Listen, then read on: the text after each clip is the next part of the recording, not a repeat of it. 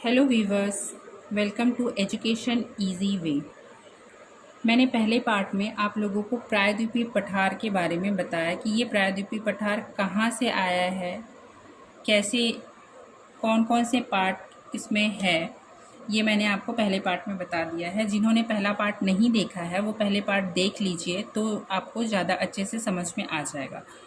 ये हमारा प्रायद्वीपीय पठार है। जो ब्लैक में दिख रहा है जो एरिया, वो पूरा हमारा प्रायद्वीपीय पठार है। ये जो एरिया है वो तटीय मैदान है जो समंदर के किनारे स्थित है। यहाँ से जो नदियाँ अपना अवक्षेप छोड़ती हैं, तो ये उनके अवक्षेप के कारण हमारा समंदर पीछे खिसक गया है और ये मैदान का रूप ले लिया है। यहाँ पे भी हम इसके बारे में डिस्कस बाद में करेंगे। हमारा टॉपिक है प्रायद्वीपीय पठार, ये दूसरा पार्ट है। इसकी अवस्थिति मैंने बता दिया था। इसमें विभिन्न संरचनाएं हैं, जैसे अरावली पर्वत, मालवा का पठार, विंध्याचल पर्वत श्रेणी, सतपुड़ा पर्वत श्रेणी, यहाँ पे आपका पश्चिमी घाट, यहाँ पे आपका पूर्वी घाट। ये मैंने पहले पार्ट में बता दिया है। यह हमारा सेकेंड पार्ट है। आज हम 4 टॉपिक पे डिस्कस करेंगे: अरावली पर्वत श्रेणी, मालवा का पठार, विंध्याचल पर्वत श्रेणी और सतपुड़ा पहाड़ी पे। तो यहाँ पे सबसे पहले हम अरावली पर्वत श्रेणी के बारे में पढ़ते हैं। ये जो मैंने यहाँ पे रेड जो दिखाया है वो अरावली पर्वत श्रेणी है। जैसा कि मैंने पहले आपको बता दिया है कि अरावली पर्वत श्रेणी का विस्तार जो है गुजरात से लेके दिल्ली तक है। यहाँ पे गुजरात में पालमपुर जगह है, वहाँ से लेके दिल्ली के मजनू टीला तक। इसकी जो लंबाई है वो 800 किलोमीटर के आसपास है। और ये जो है ज़्यादा लंबा राजस्थान में है। राजस्थान में इस अरावली पर्वत की सबसे ऊंची चोटी माउंट आबू है, जहाँ पे दिलवाड़ा जैन मंदिर है, जैनियों का तीर्थ स्थल है। ये जो अरावली पर्वत है वो हमारा सबसे, एक्चुअली कहना चाहिए दुनिया का जो पुराना वलित पर्वत है। ये वलित पर्वत तो हिमालय भी है, लेकिन वो नवीन वलित पर्वत है।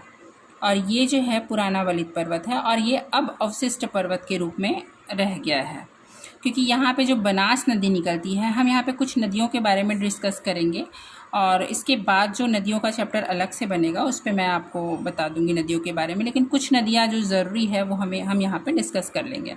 यहाँ पे बनास नदी निकलती है। बनास नदी जो है पश्चिम से पूर्व की ओर बहती है। तो इस जो पर्वत है अरावली की पर्वत, उसको काट छाट कर देती है बनास नदी जो है। ये हो गया हमारा अरावली पर्वत। आपको यहाँ पे इसकी स्थिति पूछा जाता है कि ये कहाँ पे स्थित है। तो ये प्रायद्वीपीय पठार के स्थिति पूछी जाती है कि ये कहाँ पे स्थित है। कभी कभी क्वेश्चन आता है। तो यहाँ पे ये प्रायद्वीपीय जो पठार है उसके उत्तर पश्चिम में स्थित है। उसके बाद सेकंड टॉपिक है हमारा मालवा का पठार। जो मालवा का पठार है वो, उसकी स्थिति अरावली पर्वत और विंध्याचल पर्वत के बीच में स्थित है। अब इस मालवा के पठार का जो निर्माण हुआ है वो आपके लावा के परत दर परत जमने की वजह से हुआ है, जिसे हम बेसाल्ट चट्टान कहते हैं। और बेसाल्ट चट्टानों के अपरदन से काली मिट्टी का निर्माण होता है। तो ये जो एरिया है यहाँ पे काली मिट्टी भरपूर मात्रा में पाई जाती है, और यहाँ पे कपास की भी खेती की जाती है। अब हमारा थर्ड टॉपिक है विंध्याचल पर्वत श्रेणी। ये जो विंध्याचल पर्वत श्रेणी है, ये हमारा विंध्याचल पर्वत श्रेणी है। और विंध्याचल पर्वत श्रेणी की स्थिति मालवा पठार के दक्षिण में है, और यहाँ पे हमारा नर्मदा अपभ्रंश घाटी में बहती है, इसके उत्तर में स्थित है। हम ये इसकी स्थिति यहाँ पे ऐसे बता सकते हैं। ये जो विंध्याचल पर्वत श्रेणी है ये इसे पूर्व में भांडेर और कैमूर की पहाड़ी कहा जाता है।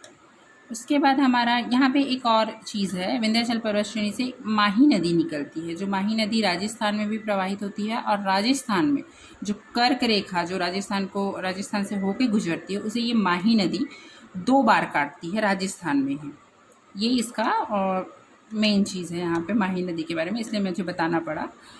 उसके बाद यहाँ पे हमारी स्थिति सतपुड़ा जो पहाड़ी है उसकी क्या स्थिति है। ये जो है एक ब्लॉक पर्वत है। ब्लॉक पर्वत इसलिए कह सकते हैं क्योंकि यहाँ पे एक चोटी है अमरकंटक, जहाँ से नर्मदा नदी निकलती है, जो अपनी अपभ्रंश घाटी में बहती है। और सतपुड़ा के दक्षिण में तापी नदी अपनी अपभ्रंश घाटी में बहती है।